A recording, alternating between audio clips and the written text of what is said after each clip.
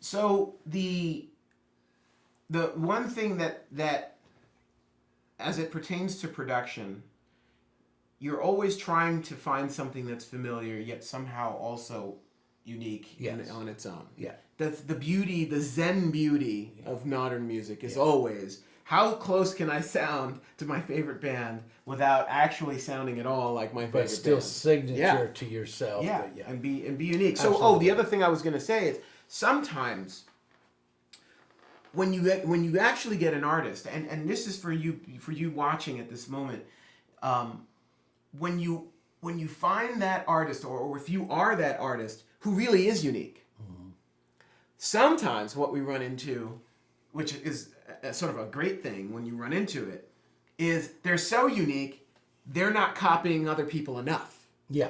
They're not like I used to, the guy that taught me guitar is this guy when I was a kid, and he played guitar in such an unbelievably unique way that I would try and get him to play Joe Satriani songs on guitar, and it didn't matter if he played it note for note like Joe, it still sounded like him. Sure. There was just no way to get around it. So just to expand on that, there are a lot of artists who are super unique, and in my experience, one of the things that really, really, really happens a lot is those artists are hypersensitive about following anybody else's trends or anything that you hear on the radio. Now, when you're talking about production, you're also talking about what people are accustomed to hearing. And when they're listening to something, they're getting the sounds and the mix and everything that they want and that they're accustomed to. So sometimes someone who's really unique has a hard time understanding that that's the end goal, is to make sure that at the end of the day, the canvas that they're working on is the same canvas that everyone else is working on in order to be commercially successful. I think it's really, really a common error when people see small moves as huge moves in their world. So if I make a small let's put a little bit of this kind of guitar in this thing, they see it as such a huge affront to what it is because it's such a massive thing, yet the audience and to us, it's this little tiny thing that's not going to make a big difference. You know what I'm saying? Absolutely. The thing that in production is understanding, to relate to what you're talking about, your responsibility as a producer is to understand that you are the advocate for the audience. And what I mean by that is in situations where I'm with an artist, of just like we're talking about here, somebody who is definitely outside of the box, right? And we have that very conversation of, to them, one tiny little step into a commercial sort of world sounds to them like, oh my God, it's a complete loss of identity. Exactly. And it's really understanding, a lot of what you were saying, which was uniqueness. If you're truly unique and special, you will shine through. Even if it's, even if you say, like we always say, it's like, a lot of times one of the most important things to do when you're first writing and working on songs, start by borrowing.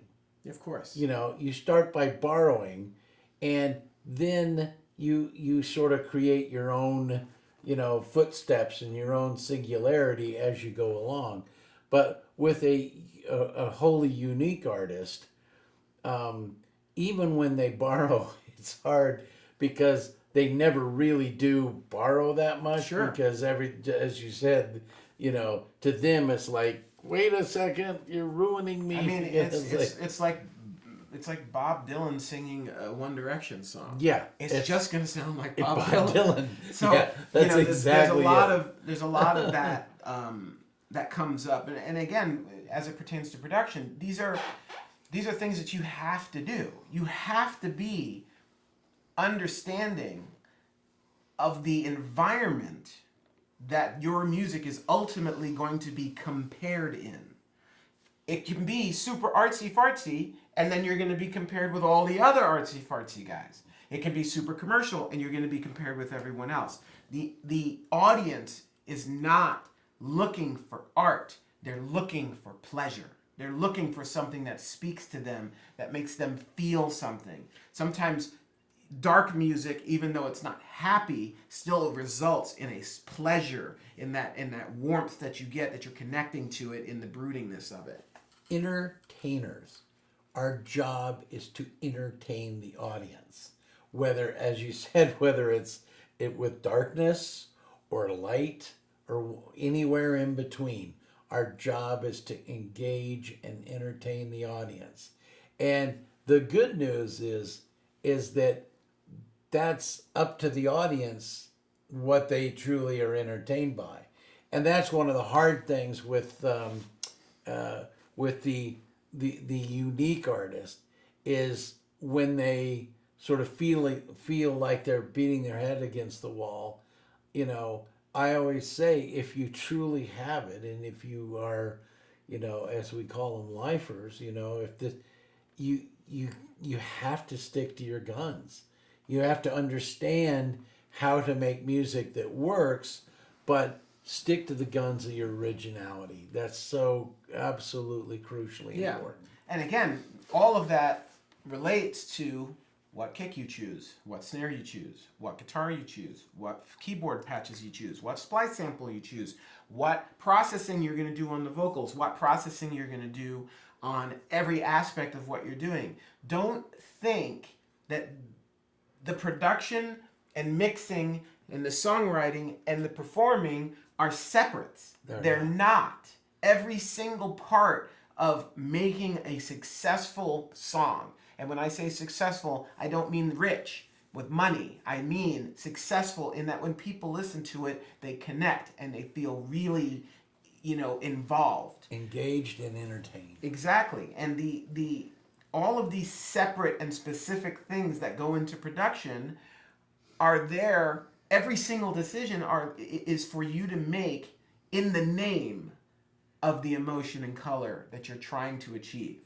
Even just you know, it's such a interesting thing. But what all the things you were saying are so true. Like the amount of times that I'll, you know, when I'm sitting there and working on a record, the amount of time that I put into choosing the decay of the kick drum, whether I want a kind of roomier, longer front head, you know, dong, you know, all of what we would call it, like a Bonham kick drum, where it's like it's bigger, there's more attack, and versus like a tighter, small.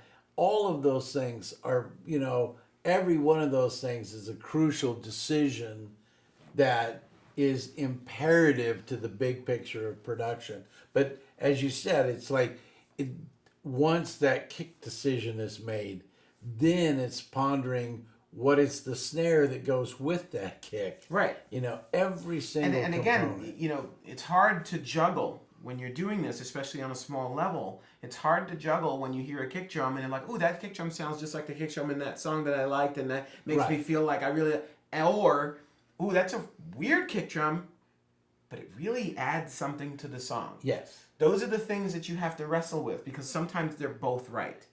And that's the decision-making process that goes into producing for songwriting. Yeah. We're going to wrap it up on that one. Okay. But we are going to, again, on this subject, we're going to come back and give you specific examples. We're going to I was going to say there's a lot of room in this world, in this you know, this very topic for us to really expand upon, because it's, you know, obviously I've spent my, you know, my entire life in the room making these decisions. Yeah, you know? so we'll pull up sessions and we'll do them live, and we'll let you. We're going to show you how we sort of make those decisions. But we just want to give overviews on all these different subjects. We have a couple more overview videos that we'll be doing soon. But ultimately, the goal is to make sure that there is, you know, real detail and real, like, getting our hands dirty. Anyway, thanks again for watching. This is Rock You Now. Hit the subscribe button if you like it. We'll talk to you again soon. Thanks. Goodbye. Thank you.